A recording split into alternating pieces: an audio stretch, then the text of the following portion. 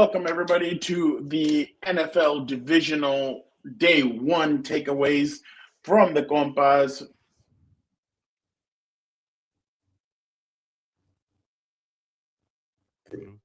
Did we lose them, or am I slow here?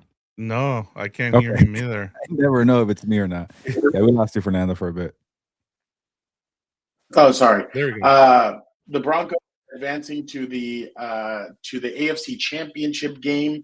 The Seattle Seahawks have, in 3, 4, 5 minutes, will advance after that ass whooping. Somebody bring out Michael Irvin with that belt. So yeah, a lot of different stuff. And then 2 head coaching hires were made on Saturday. That leaves 7 openings still. So a lot of stuff still going on. Gilbert, how are you doing? I'm doing well, but like I was telling Victor before we jumped on here, I practically wrote 2 Broncos stories today because the second that we were going to publish my first one is, oh, crap, Bo Nix broke his ankle and he's out for the AFC title game. I pretty much spent like an hour writing about, you know what? People didn't take this team seriously for the whole season. Yeah, it's middle January, but that was a big time victory against Josh Allen. And it's like, now it's like, oh, wait, people still won't give this team credit because Jared Stidham's going to play now. So I pretty much pivoted and I said, I think the Broncos defense in a weird year could be enough to win the Super Bowl. Like, if you think about it, we're like a game away from CJ Stroud, who I think could be a good quarterback, but he can't get any offense going. CJ Stroud against Jared Stidham. And sometimes you get ugly playoffs like that. It sucks to see Josh Allen, crap the bed again. But I know I'm jumping the gun here, Fernando. You were just saying how you're doing.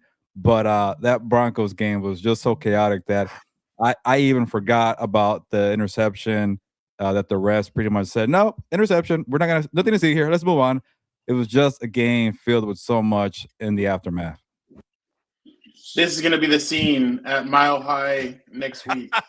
Phillip Rivers walking in and playing for the Broncos in the AFC Championship. Dude, WWE needs it, or NFL needs it. They're like WWE. No, do it. He can push the ball down the field more than Jared Stidham can. I will tell you right now. No, he cannot. No. I feel like every Chargers fan who loves Phillip Rivers would probably hate him if he did that. So even from that, it would be bad optics. Do it. But be a heel. Who cares? Can you imagine? Phillip walks in there. He takes him to the Super Bowl. He's Peyton Manning 2.0 of 2015 with no arm winning the Super Bowl. That would be amazing. At this point, give me Cam Newton. He keeps crying about every old quarterback coming back. Give me Colin Kaepernick at this point. I don't want to see Phillip. Get out of here. I'd rather see Phillip than both of those guys put together. He was terrible. But this team is better. Everybody tells me that this team is better. I want to see that. That is true. Vic, how are you doing? Doing good. I was gonna say the best thing about this second game here between the 49ers and Seahawks was Tom Rinaldi's outfit tonight. I thought that was the most impressive thing I saw tonight. It was a nice little suit. He had like a nice suit with a nice gray jacket. Good colors there. I'm gonna say that. That was the best thing about this game. I love that now the players, Dion Dawkins, left tackle of the Buffalo Bills, has just uploaded this to his Instagram. Oh my goodness. That looks like a damn catch to me. I don't know. His hand's on the ball though, and you're kind of just freezing the frame to whatever you want. But I get it, Yeah. Well, it's the reason is because, and I don't know, maybe like when the ball exchanges hands is when he's on his back. Brandon Cooks is on his back. He kind of like the other guy rips the ball out like that. One of those plays where they're like, oh, the knee's down, like when quarterbacks fumble after the play. So I think that's where they're going with this. It's a catch. It's not really like he wasn't like running with the football and then he got it punched out. But it's just crazy the way that the NFL. Look to the right, Fernando. Yeah, right there. There you go. The commissioner has sold on. Okay, this is Section 2, Article 1. I hope this is real. The commissioner has the sole authority to investigate and take. Oh, he's not going to do this shit. Come on. No, they lost. How many controversial endings have there been in NFL playoff history? Like, they're not going to get with involved. The Chiefs or without the Chiefs, or a bunch. Even the freaking the what's it called? Rams Saints NFC title game. That was a mugging, and nobody gave a crap. At least from by the way, my bad, Vic. Did you guys? I have the video of Bo Nix getting hurt. Have you guys seen it? Oh, I was just gonna ask. Do you guys know the play? Yeah, I got it right here. Oh, I was actually wondering when he got hurt. Like, was it in the overtime? Was it before his go ahead? So I really thought you had the actual play. So the Twitter doctors are saying it was on the kneel down, but then so on the kneel down, a guy, one of the Bills players charges and makes him double pivot, and then he puts his knee down, which then he comes up limping. But then other people are saying it's on the end around the quarterback designed run, the one where he lost 3 or 4 yards in on that same drive. So they did what's it called? Dan said it. A quarterback designed run, and that's where he got hurt. They're trying to Josh Allen him. What part of the game was that? Was that what you said before? On the overtime. Yeah, it was in the overtime. Jeez. I'm assuming on the game-winning drive. Let me try and find it for you guys. I'll show you. Yeah, it's on the game-winning drive. Wow. Oh yes, Tom Brady coming from the booth to fill in. Do it, Tom. Be a hero.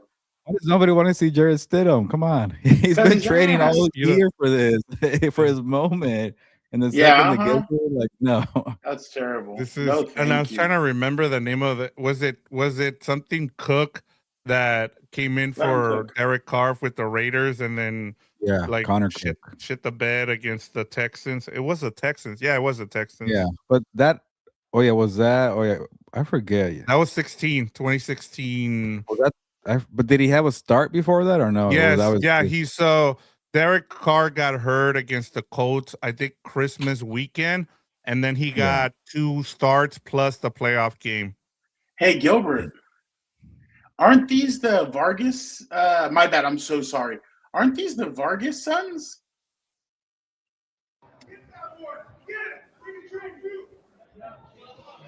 They're fighting each other. Yeah, that looks like the brothers. It's the older one and the younger one.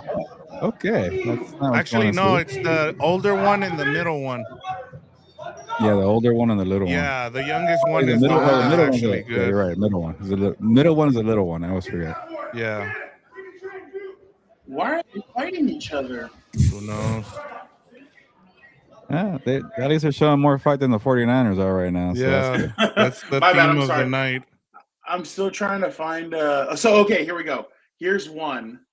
Here's the kneel down, and you guys. I mean, if you guys see a player runs in here from the Bills, watch. So there he is, and then he kind of like. Do you see how he awkwardly? There you go. Yeah. Oh. It looks like a non-contact injury, right? Or am I tripping there? And then look. Yeah, he's walking funny there. But at that point, you might already had it before. Yeah, that's true too. Yeah, because look at how he protects himself. Oh, look. Okay, so my bad. No, I don't know if you guys can see. Injury. He steps on him right there. Watch this blue or this white cleat right here. Yep. This white cleat steps on him right there. Oh. That could be it. Yeah, so that's crazy. That one or the quarterback design run are the ones that everybody's pointing at. Yeah, it sucks for the Broncos because you're on this high here from beating the Bills, and I thought they showed a lot because, and when I was writing my second story, I started thinking like maybe I'm just trying to make my story work here, but I would not be surprised. Yeah, exactly. That's what I was thinking about. The 2017 AFC or championship weekend. Case Keenum, Nick Foles, Tom Brady, and Blake Bortles. Who So would to have me, thought Jared Foles would Stidham win that playing one? against CJ Stroud in 6-3 game to the Super Bowl, like it could definitely happen. I keep telling you guys, it's the playoffs for the defenses and the way that the Broncos, not shut down Josh Allen, but to force him into 4 turnovers, 2 lost fumbles, 2 interceptions, and and just to kind of, I don't know, I'll wait for that. I'll wait for their interception part, but I want to give the Broncos their shine and their belief. I know people here still don't believe in them. I do, because at some point it's like, you lose, you barely lose you barely beat the Jets, the Giants, the Raiders, the Titans, the Commanders. They barely beat all these crappy teams, but they also barely beat the Bills. Like they just have a way of finding ways to find victories, and I'll give credit to Sean Payton. I'm higher on Bo Nix than most people. It doesn't even matter because he won't be around, but hey, Jarrett Stidham had that game against the Raiders, Vic, where he took them to, or I guess the 49ers, right? Was it Raiders? The last game of the year. Yeah. They went to overtime. Sean Payton signed him for his first free agency in Denver. They brought him back to be the backup. They obviously believe in Jarrett Stidham. But there's the other part too, and Fernando could probably go to this one, where they just get waxed by whoever wins, Patriots, Houston, like we're seeing right now with the 49ers. Like, yeah, they got a bunch of injuries, but look at them. They're still fighting. They're here against Seattle. You never know. And then boom, 41 to whatever. I forgot what the score was here. But I'm not going to 41-6. Yep. Yeah, so I'm not going to write off Denver. They just keep finding ways to win, and like you just saw in that graphic with the quarterbacks from 2017. I don't know, weirder things have happened here. That's a good defense. I don't think it's better than Houston, but seeing Ufanga, man, like just all over the field, laying hits after hit. Nick Bonito having a strip sack. Surtain, who took a shot to the shoulder, coming back and toughing it out to play the rest of the game. They got some ballers defensively. So offensively, I don't know what they're gonna do there. The running game was pretty absent today. Obviously, a big catch from Marvin Mims, but to me, that's my story. It's like they have a chance with the defense, and that might be enough for this year. I'll go quickly. Look, I understand 53 yards in overtime on penalties on that last drive, inexcusable. But at the end of the day, Josh Allen turned the ball over 4 times. James Cook turned the ball over once. Like, they could have gone up 14-3 on the second drive of the game when Cook fumbled. They were starting to drive. They were running the ball well. They were driving. Could have put the game at 14-3 instead. Denver comes up 17 10 to 3. Then right before halftime, they go up 17-10. Josh Allen starts running the football. I don't know what he does that he just like kind of released. I don't know if he was trying to pitch it back. It just fell out of his hand. God only knows. I think he just fumbled it. But then they get the ball back with 3 seconds. They kick the field goal. They're up 20-10. The Bills had multiple chances to put this game away, to take a big lead, to do things, and they just couldn't take advantage of it. So, yes, did the refs play a major role? Yes. I didn't like that they do this. I don't like that there's always one playoff game or one weekend where you just see the Broncos defense got called for 0 penalties in this game. For most of the game, they got called for 0 penalties through 5 quarters. Like, I believe that's the stat I saw right now when I was looking at that. But again, that was a miss on Josh Allen and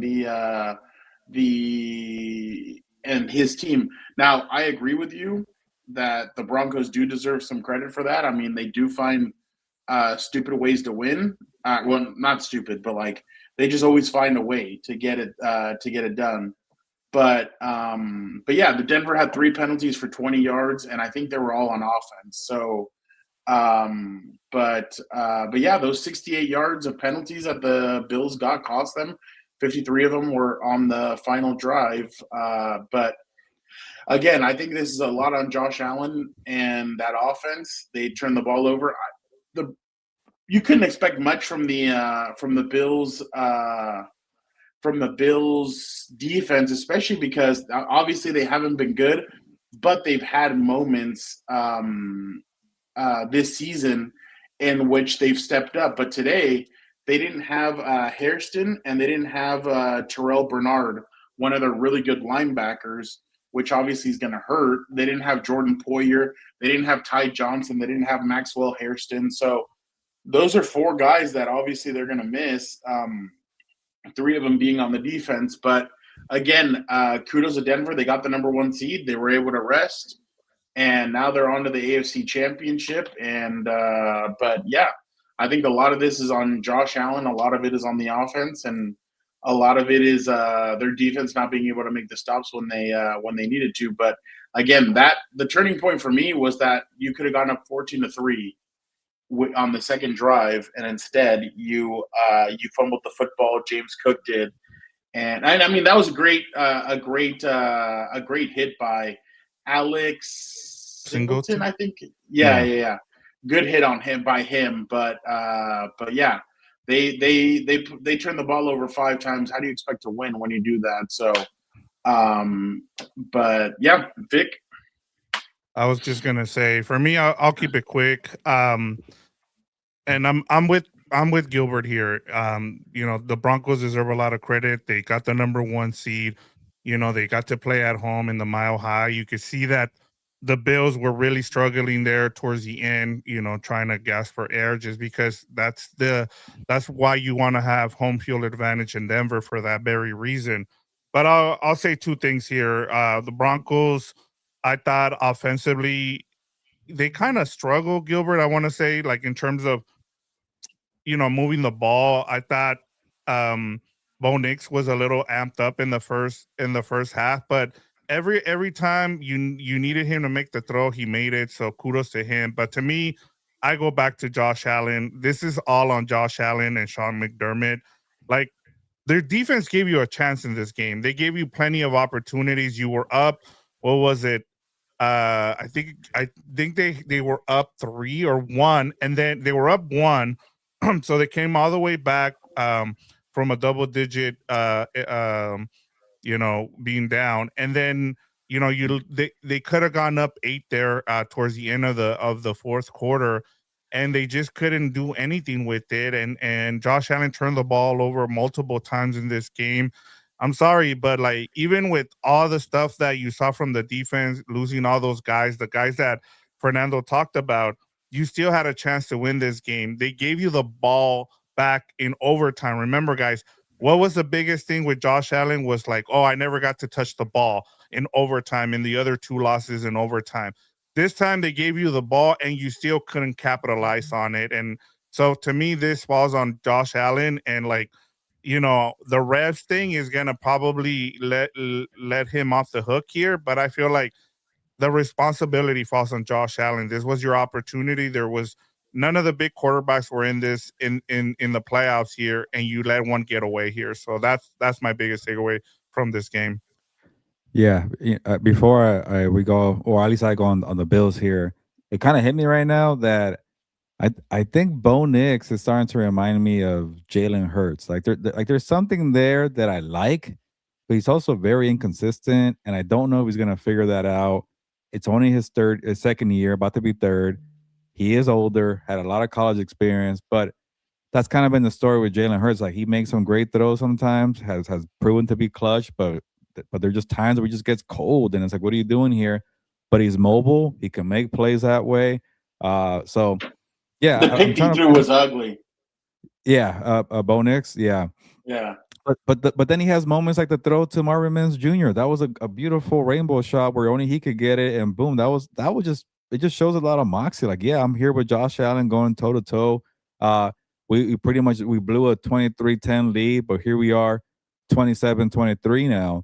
So like, I like that, he's confident in big moments. Unfortunately, we're not going to see what he could do, but that was his first playoff moment of his young career, and I wanted to see more. But I'm just having a hard time getting a pulse on this guy. Like, I don't know if the ceiling is as high as Sean Payton makes it seem, but I think it's higher than all the draft experts saying he's a safe choice, high floor, low ceiling. There's somewhere there in between, where between the PR publicity from Sean Payton and friends saying he's the next superstar. And then what the draft experts were saying in 2024. But anyways, that just kind of hit me. Maybe Jalen Hurts could be the comp there. But yeah, and also white guy, black guy. See, I'm a little different. But going to the Bills side, I'm kind of with you, Fernando, because I want to blame the Bills more too. This was your moment, and we're gonna be here crying about the freaking referees. Like last year, where the ball got spotted, they got screwed over. Yes, the Chiefs were involved. We always get screwed over. Or 13 seconds. If only Josh Allen got the overtime go his way, the coin flip. We're gonna change more rules now. But the other part of me is like the referees are just so bad. You couldn't just slow down the game.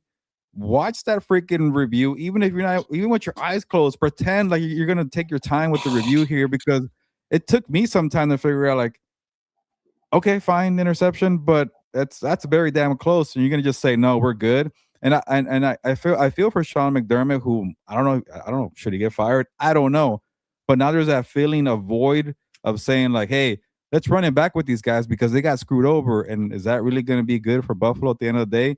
I don't know, but hey, shout out to McDermott saying all we wanted here was to slow it down, watch all the reviews, all the angles, because that was pretty close. That was a bang bang play, and then you get screenshots like that. So to me, the referees look bad. Why were you rushing it? I'm seeing Albert Breer saying that it smells bad, it looks bad, and now everybody who has a conspiracy theory about the NFL being fixed is going to jump with that. So I can't defend it if it looks that bad and you're rushing to go to the next call. But yeah, Dan and Diego was right. Everything is just fixed here, and everybody hates the Chargers. But anyways, I just hate that part of it. I feel for Buffalo, but also I don't want to forget that you screwed up. You let one go here when you were up, what was it, Fernando? Almost 14-3, but they blew it. Yeah. And the game changed from that point. Did you think Marvin Mims caught that ball in the end zone? I did, because I think he had a foot down before he crossed the end zone, and then the other one came down in the end zone, and then he went out of bounds. Oh, well, they said remember, Gene Steratore said he has to. So when he goes to the ground, he's like, you have to survive the ground. On the ground, it completely slides out of his hands. And I'm like, and then Gene goes, well, I mean, there's circumstances where it doesn't. And I'm like, dude, so what are we doing? Like, why? And that's the problem too. When you have these rules analysts on there and they get shit wrong, that's why people get on top of this. So that's the problem. That's the other problem too. These rule analysts, I get it. They have they're on there. They're giving their opinion, and then Tony Romo is basically fighting with Gene Steratore, saying, "Yeah, to me, that's a catch by Brandon Cooks. This should be ball to the Buffalo Bills." So that's another issue too, where you have the analysts even saying, "Hey, to me, that's a catch." And again, Tony's been through this before. Tony remembers Des Bryant going down. And so I mean, obviously Tony's gonna fight something like that, but yeah, it's just a bad thing all around. The ending of that game, like Vic said, screwed everything that game had been. The Bills had overcome. They were screaming, running down the field, all that stuff. But this is what a very teary-eyed Josh Allen had to say after the game. I saw this. Let my teammates down tonight. This is not AI, by the way.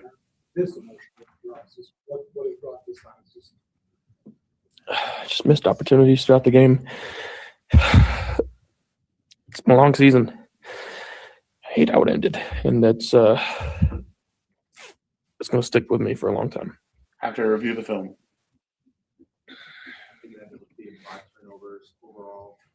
I know it just happened, but you kind of think yeah,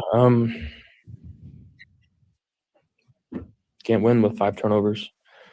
I fumbled twice, threw 2 picks. Here's McDermott on the final play. And, it's hard for me to.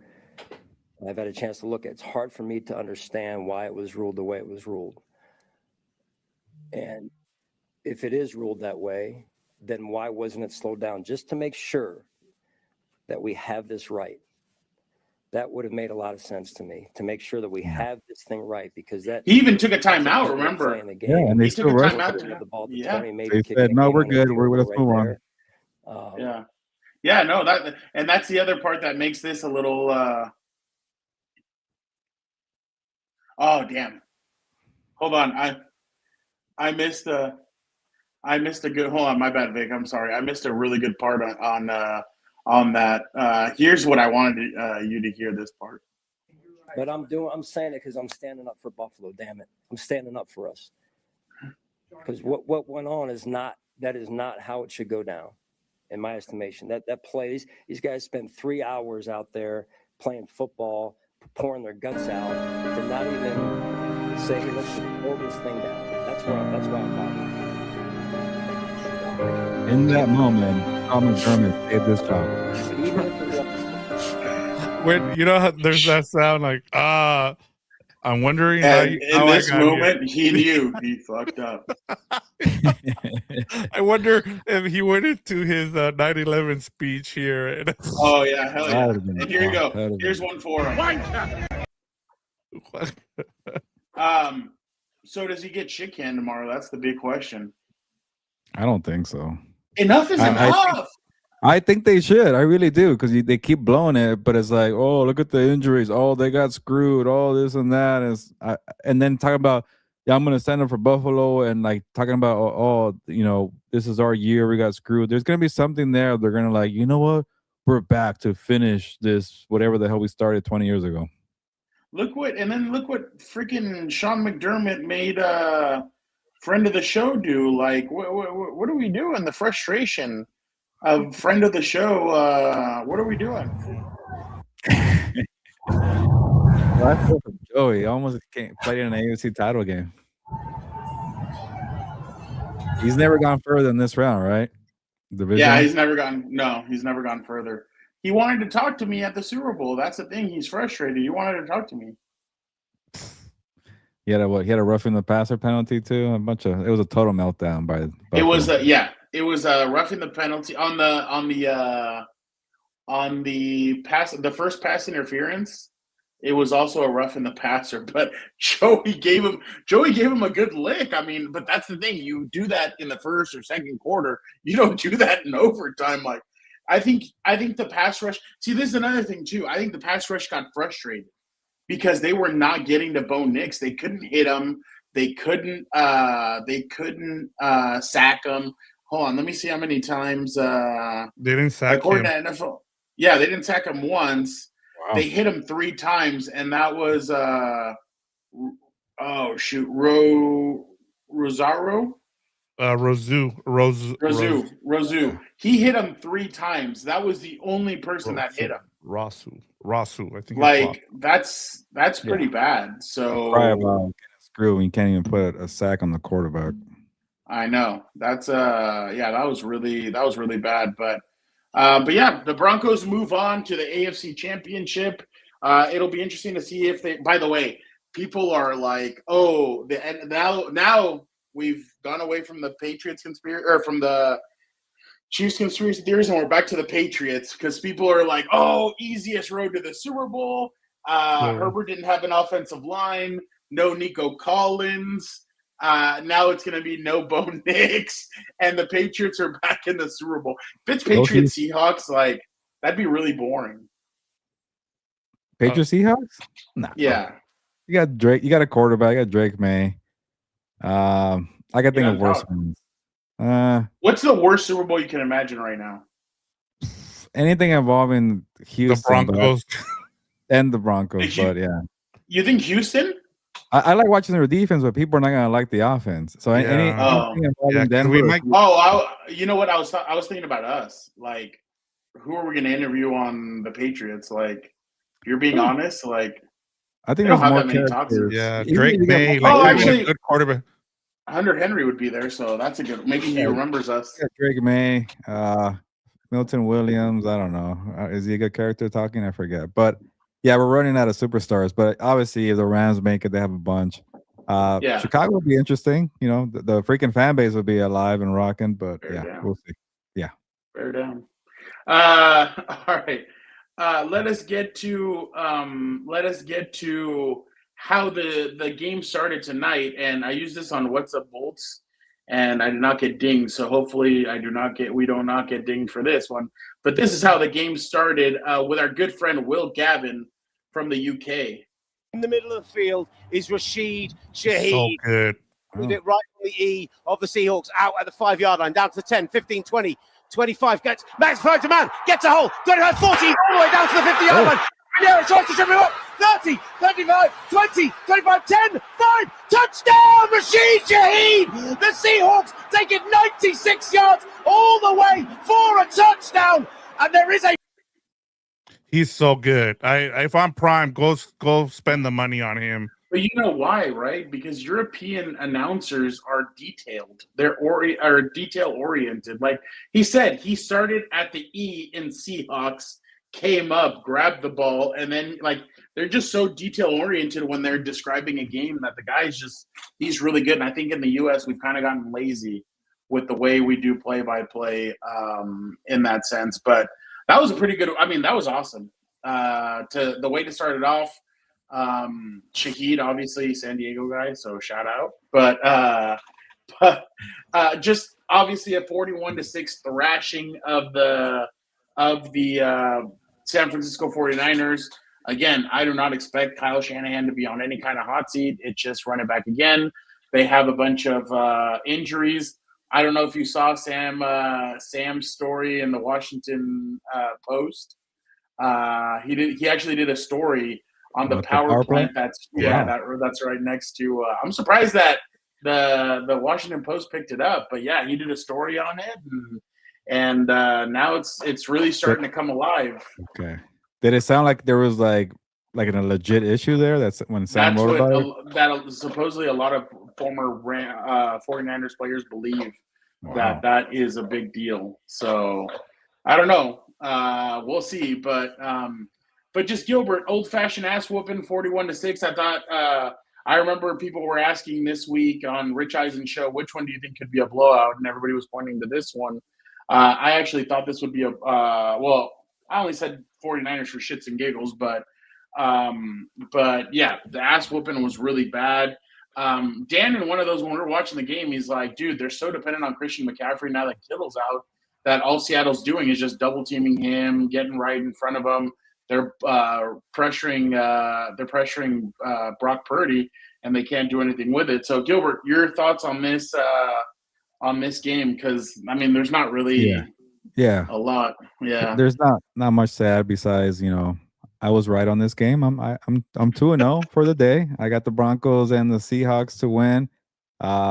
This was also my blowout game of the week because it just felt like the 49ers they got screwed on the going from Sunday to Philly to Seattle on a Saturday. But if you don't want to cry about scheduling, then get the number 1 seed. So there's a reason why he's number 1. You had a chance. Yeah, you had a chance. You lost in week 18. Now you're going back to where you failed, and you failed even harder. You got your butts whooped. They were fresher. You're the walking wounded. You have a power plant next to you. Christian McCaffrey got hurt at some point in this game. A lot of players kept getting hurt. So, for the Seahawks, man, I think part of me is like maybe they might, not bend. What's the right word? They probably needed like a close game to get that bye-week rust out the way. But hey, when you got Rashid Shaheed getting a 95-yard kickoff return touchdown, and you get an easy victory, you'll take that all day. But they haven't been in a tight game yet. I even said my prediction of Sam Darnold being one and done won't happen because they're playing the walking wounded 49ers. So I do like the Seahawks. I still have my reservations about Sam Darnold. I wonder how they will do against the Bears. We didn't see them play this year. The Rams, Seahawks Part 3 would be definitely a welcome sight here. I definitely want to see that matchup. But, they're one game away from the Super Bowl. And, for all the crap I've been talking about them, they're right here. So they probably have my face on their locker room saying, prove that guy wrong, because he doesn't know what the hell he's talking about. But other than that, they got the job done. Vic, did you hear? Hey, Vic, Fernando, you guys have been on this team all season. You guys, that's why he started by praising himself about being 2-0. I did. We had one loss this playoff season, so keep it going tomorrow. Vic, what did you think? What's up, Charlie? You know, and shout out to Gilbert. He's right. I mean, I think part of it too was you were kind of hoping that Kyle Shanahan had another. He would be able to throw the kitchen sink at the Seahawks, but they just know them really well. That and I saw this comment here from from AMS. He's like, how bad are the Eagles after the Seahawks crushing the 49ers? And I think, like you said, Fernando, I think part of it too was like they hadn't seen the 49ers. They hadn't seen Kyle Shanahan yet. And the fact that Kyle Shanahan outcoached Big Fangio was huge. And the fact that he still had Kerry Kittle and was able to kind of throw the kitchen sink at the Eagles.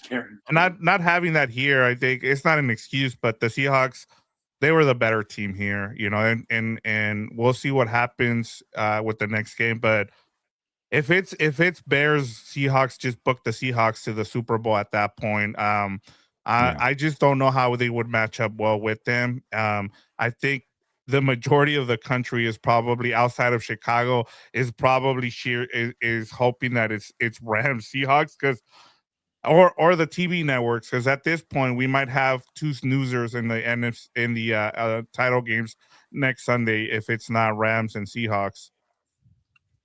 Somebody broke down the Bills thing, them losing, and my bad. This game was ass. I mean, congratulations to the Seahawks. No, I'll get to it. My bad. Sorry. But this guy goes, the Bills lost by 3 on overtime. Who is this? Kevin Master from Buffalo Bills. Oh, content data, whatever. He goes, 5 turnovers on 5 days rest, traveling out west, playing a team with 12 days rest, second most injured team in the league, going with the 26th most injured team. Backups, 100 had 100 more yards, allowing only 41 yards to the rushers. No call. I'm like, dude, come on. Like, pick one of those areas and then go at it. But take the loss. I know. That's funny, though.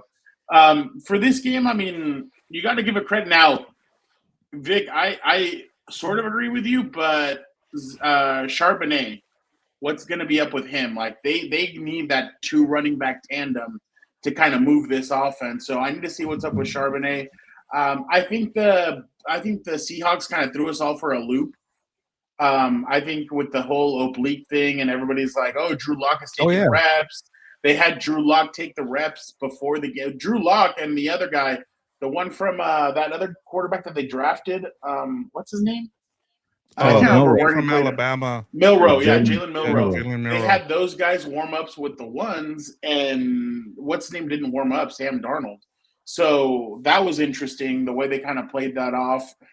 Darnold only had to throw the ball 17 times. He had 124 yards, 1 touchdown. It was the touchdown to Jackson Smith and Jigba, who had 3 catches for 19. The big winner here, Cooper Kupp, 5 catches for 60 yards. Kenneth Walker, 19 carries for 116 yards and 3 rushing touchdowns. That's going to be the bread and butter for this team. If they can, like I said last week, if they can do what the Seahawks did in 2013, if they can run the shit out of the football and play great defense and limit, Sam only has to do what he did tonight, 17 passes thrown, 124 yards and 1 touchdown, they're going to be okay. That's all you need to do. If the game is going to rely on Sam Darnold needing to pull the game out, that's going to be very hard to do. So the 49ers need to go back to the drawing board and see what they're going to be able to do. I know Ayuk, they want to get him off their books. They got to get that team healthy. They're going to have to make choices because we all know that Trent Williams has been flirting with retirement the last few years. Is he going to come back? Fred Warner obviously was 1 step away from possibly coming back. I think they had said in the NFC Championship he would have played if he was healthy. But the 49ers have a lot of choices to make, but yeah, Seattle looks really good. Again, I just think that they have to do what I said, be like the other teams. Just exactly, fitness. just run the shit out of the football, play good defense, and just win. But yeah, that's kind of my MO. But all right, guys, just real quick, 2 hires were made today. Let's start off with the one that just happened moments ago, about 2 hours ago. By the way, I love how NFL teams they're like, oh, this game's shit. All right, here you go. Here's some news.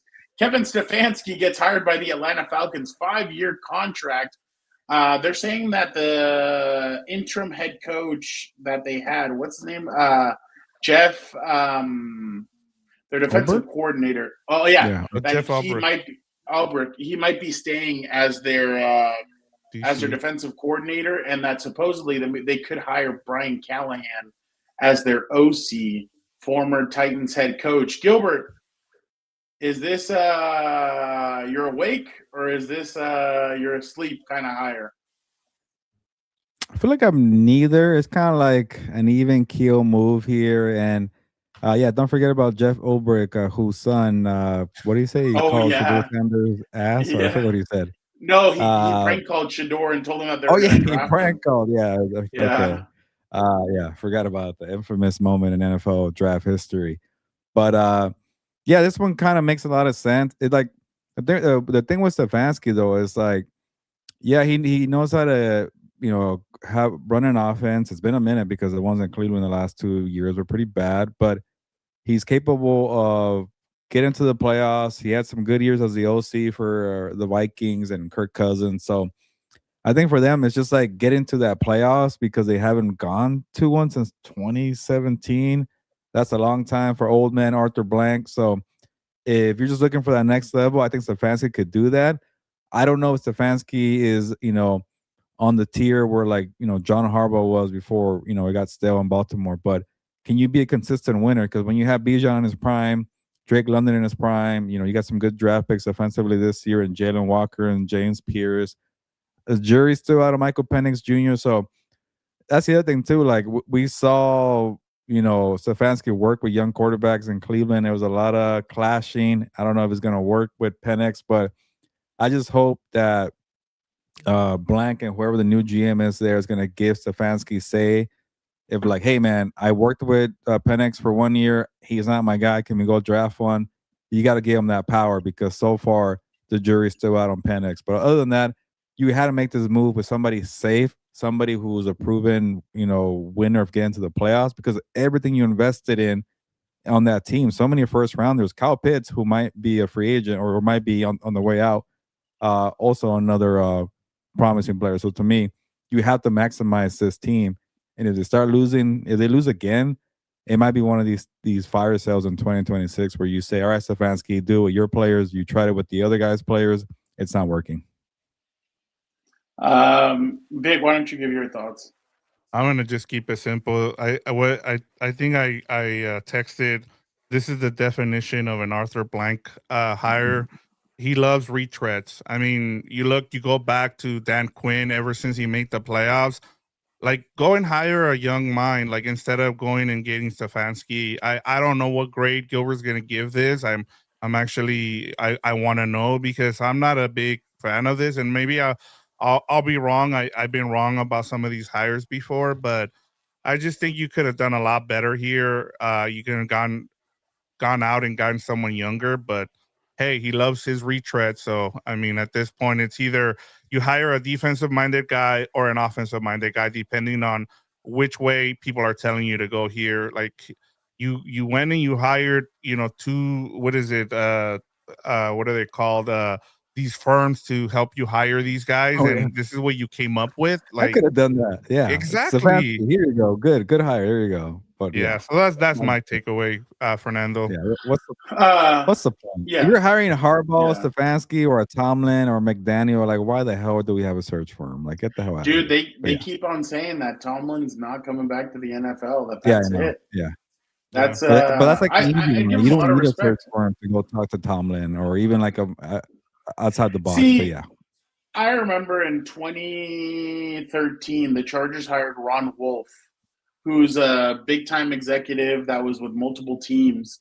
They hired him to help them with their hire for general manager and head coach, and he ultimately told them Tom Telesco was the right way to go. And then obviously Mike McCoy. I understand that, but hiring a firm to help you, like that to me is just like I don't know, MLS firm, Fernando. Yeah, like yeah. Right. No, you're completely right. Like, don't freaking just I don't know. It's just dumb. Like I don't know. I just feel like the NFL is going in a weird way when it comes to all this stuff. And I agree, Gilbert. I agree with you. He has to have full say on who his quarterback's going to be. If he feels like Michael Penix isn't the guy, then they're going to have to listen to him. And if he says, "Hey, I don't think this is the guy," boom. Like I do think.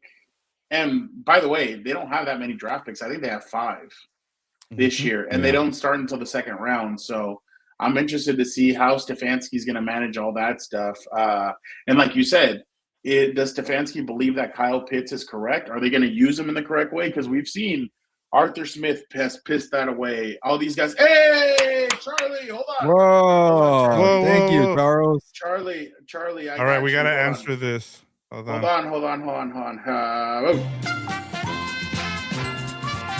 He's like, oh, we need some Chargers talk here. There you go. Thank you, Charlie. Go ahead. So it says, do you guys think the odds are good for Mike McDaniel to line with the Chargers or Dable? I think Jim and Mike would get along. Amazing run game. Can you imagine Justin Herbert with a run game? That's obviously Charlie trying to be funny, and that's what Greg Roman said when he was hired with the Chargers. Can you imagine if Justin Herbert with a run game? Gilbert, I'll let you go first. Yeah. I guess the odds are good if he's accepting the interview, right? When is it, Fernando? Is it Monday? I forget the interview. No. Monday's meeting with the Raiders. I think his last interview is with the Chargers on Tuesday. That's actually kind of an advantage. You're the last team that talks to him. He's already been through the whole ringer and gotten to see, like, you don't take that many interviews if you feel like you're going in one direction. And, I know there was reports about maybe the Washington job being in the mix because he has ties to Dan Quinn, but that's no longer an option because they hired David Blau. There's reports about if Robert Saleh gets a head coaching job, he's going to be his OC, but that's not a given either. Honestly, to put it this way, Charlie, if Mike McDaniel does not get a head coaching job, I think the Chargers have a strong chance, because I think that's what he wants. Ultimately, is to be a head coach again, or maybe I could be wrong. Maybe he wants a reset year to figure out what went wrong in Miami. But if a team like Tennessee says, "Hey, we don't care what happened in Miami. We got Cam Ward. You're an offensive mind. We need all the help we can get. You're an established name. We're gonna make you the head coach. Just come on down." I think he probably says yeah to that. But I think the Tennessee is even in the mix with Matt Nagy from all names. So it's not a given. So if he's available as an OC, I think there's a lot you could offer, especially if Jim Harbaugh is willing to think outside the box, like we're seeing by talking to him, talking to Brian Dable. You throw in all the talent that they have. Yeah, maybe you need one more wide receiver, but you got a running game. If Hampton stays healthy, you got to build that O-line, though. But he never really had any great O-lines in Miami, now I think about it, and he still produced high-powered offenses. So to me, there's a lot there, but I think the big one is Jimbo saying, all right, kid, what can you do here? I'll stay out the way. Go make it happen. I'll go next, and then we'll finish off with Vic. Well, Vic, you know what? You get. Why don't you go? I'm with Gilbert in terms of I think it's down to two teams. If it's go ahead. Mike McDaniel and Jim Harbaugh. Yeah. Oh, man. It's like, can you have that vape here in the team meeting, Mike McDaniel? Come on. Oh, dude, that's gonna be hilarious. Oh, sorry. That was my bad. Oh shit, that's on me. Sorry, there we go. I'm done. No worries. I was gonna say, I think if he is gonna be an OC, like Gilbert said, it's gonna be intriguing to see which one of the two he picks between the Lions and the Chargers, because both of those, like if you're looking at the Lions and that offensive line, like you're like, man, I've never had an offensive line, right? Like you said, Fernando, and you look at the Chargers and you have those tackles coming back, you're like, damn, like both of those are intriguing. So, I think Dable, and like I said, I know people are probably not gonna, like this one, but I think Mike LaFleur might work here just because that dude likes running the ball. Like, and I said it earlier last week or actually earlier this week when I talked about it. Like, the Rams' biggest rushing game was with Mike LaFleur calling the plays for that game where Sean McVay was McVay was in sick. the booth, right? Yeah, he was sick. So, I mean, we'll see. But I just think like it's going to be interesting if he does. If Mike decides he's going to be an OC, who does he pick? Because he did interview already with the Lions. So I'd be really interesting. Like, that's going to be like, hey, what's the better job there? And I wouldn't fault him for picking either one. I know Albert Breer said Davis Webb is also on that list that the Chargers like. Wow. The quarterback coach of the Denver I like that one Broncos. too. So the Sean Payton style. Look, I think they can't go wrong if it's Mike McDaniel, Brian Dable, or I mean the Davis Webb is a little bit of a who knows, like we don't know yet. Yeah, he's a gamble. The passing coordinator I like from the Rams. Yeah, right? those guys haven't called plays, so that's going to be the interesting aspect of this. But like you guys said, the only one I'll add is Tampa, because in Tampa, what's his name will be focused on the defense, and Mike McDaniel would be focused solely on the offense. Yeah. But I do agree with you guys. Herbert is better than Baker. I'd say Baker's better than Goff. So that's kind of where he's going to have to decide like what he's going to want. I think regardless of any of the three places that he goes, he's going to be a head coach again next year. But the Chargers shouldn't give a shit about that. Like, I see a lot of fans are conflicted. They're like, well, if Daboll comes, he might stay here for 2 or 3 years. Other guys might stay here for 2 or 3. No, the best coaches, the best teams get poached year in and year out. And that's what we've seen. Sean McVay is getting poached every single year. Kyle Shanahan gets poached. Guys get poached, and I could definitely see that happening, but who cares? And especially if they go far, if they win it or whatever you want. So, Charlie, I do think that they have a really good chance at both of these guys. I think both of them are very good candidates. I think both of them have succeeded. Both of them have won. I just wonder what Jim is really looking for. I think what Jim should be looking for is the yin to his yang. I think he should be looking for the opposite of what he is to really solidify. Jim has noticed that Jim has noticed that the way he's done things hasn't worked. His style of offense hasn't worked. Yes, it could be for the offensive line, but it's also the play styling of today is different. And one thing that I don't believe, he said in his press conference that he hasn't talked to Herbert since the game in New England. I truly don't believe that. There's no way he hasn't talked to him, but he said that he hasn't. I'm sure he asked him, what qualities do you want in an OC? I'm sure Herbert answered it, and that's how they're going to kind of go along. So that's just my 2 thoughts, though. But Charlie, definitely appreciate you. By the way, I finally got the right pronunciation for the Rams passing coordinator.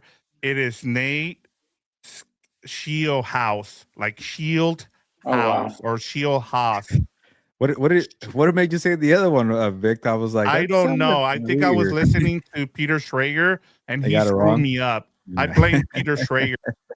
Peter Schrager. Peter Schrager's been catching a lot of flack, by the way. If we've, I don't know if you guys have noticed. He's the one kind of hyping up that on his podcast that he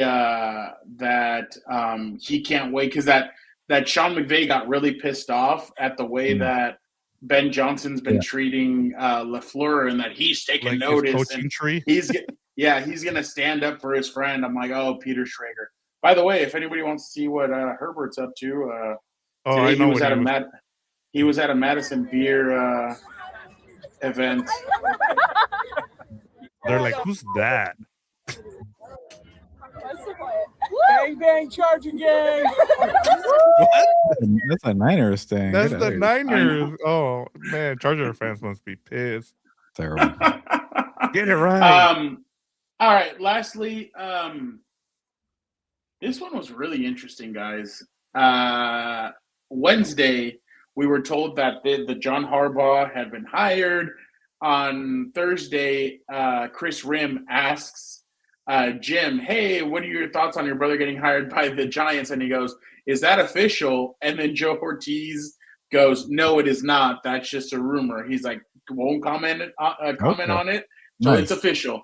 But today, so a lot of the holdup was what they were saying was language. First thing that John Harbaugh tells Connor Hughes, I report to John Mara. So I think the Joe Shane thing was the thing holding him up. Like, what are we doing with him? It was What's 2 his words. deal? Exactly. So I'm just wondering what you guys think of this. What did you guys make of the Gilbert, obviously John Harbaugh getting hired, and what you thought of the holdup between the Giants and the Harbaugh camp? Yeah, I'll keep mine quick because I hear my son crying, and hopefully you can't hear him. But the John Harbaugh thing, okay, good. The John Harbaugh thing, it makes a lot of sense for various reasons, and I know that his act got stale in Baltimore, but he's not going to a Super Bowl, I guess, roster contender. They're still maybe 2-3 years away from that, and you bring John Harbaugh because you want to restore order from the chaos that's transpired since, I don't know, since Eli Manning won his second Super Bowl. They've had like 8 coaches. I've lost track. There was that one good year when Brian Daboll went to the playoffs with Daniel Jones, and they re-signed everybody because they thought, finally we have something here. I think Harbaugh could get you to win and get you to win consistently. I think he could build young core groups. He's worked with Joe Flacco when he was a rookie. He worked with Lamar Jackson when he was a rookie. What was that? Okay. What? There's a bit from Fernando. I don't know. But yeah. Fernando, that has like something else going on in his headphones. No, it was a Joe Morley video that popped up on my phone. So he's like making fun of 49er fans. My bad. Okay. Anyways, but yeah, I think for me and all front, because they got tired of like always losing, and it kind of happens all the time where like you lose all the time and you see a big name and you go all in to get them. Yeah, that could work, but could also backfire. We don't know, but I think for the Giants' sake, you had to do it. The Falcons one, it kind of feels like a small win for Arthur Blank to finally end this playoff drought. I think for the Giants, it's like you got to build consistency. You got to build a foundation. You got to get rid of the chaos. Like this team has been pretty, drama filled for the last better part of the decade. I don't know. They've been a bunch of turmoil, a bunch of turnover.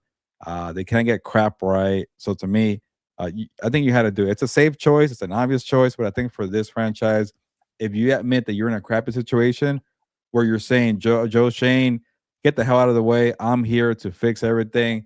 Let him have the power. I'm okay with it. He's earned it. He doesn't have like this track record of being like a know-it-all. He lets coordinators do their job. It doesn't seem like people get tired of his shtick. So to me, the more I think about it, the more I really like it. And one comparison, Sean Payton went on to work with George Patton from the Broncos, who signed Russell Wilson, traded for Russell Wilson, created the whole mess, but they kept them and they're working together and they're doing well. So maybe that could be the comparison, is what the Broncos are doing to the Giants keeping Joe Shane. Vic? I'll be quick for real. I'm just gonna say this. This is the Tom Coughlin hire. Like this, if you really look at what this team has been since they made it to the Super Bowl with Tom Coughlin, it's been the third worst team. We right in there with the Jets and the Raiders since that time. And so John Mara looks at it. He's like, I'm tired. I need someone that's actually the face of this franchise.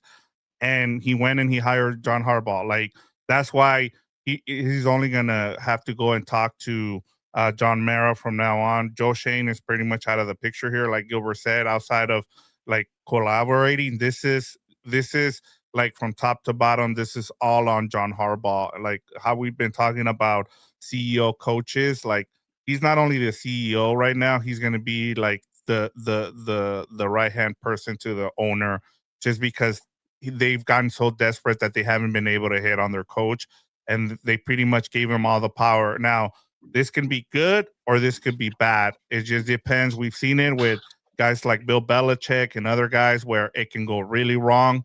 So hopefully for him, he just got tired of like, hey, I'm tired of losing, being the third worst team since we went to the Super Bowl. It just gives me John Gruden 2.0 with the Raiders kind of vibes, but I've been wrong again, like I said. So just something to keep in mind. I don't know.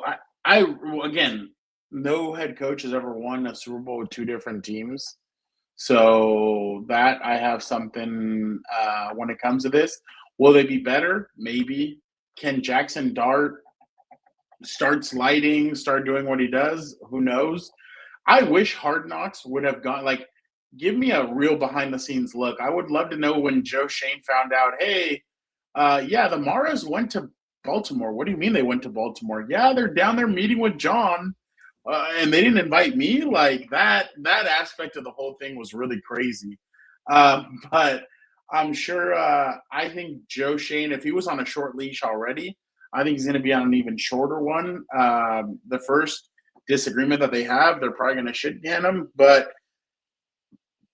this should hype up that locker room. This should hype up that team.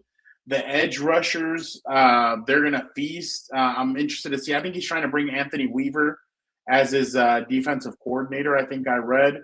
And obviously he's going to put Todd Monken as his offensive coordinator. Yeah, both would be solid hires.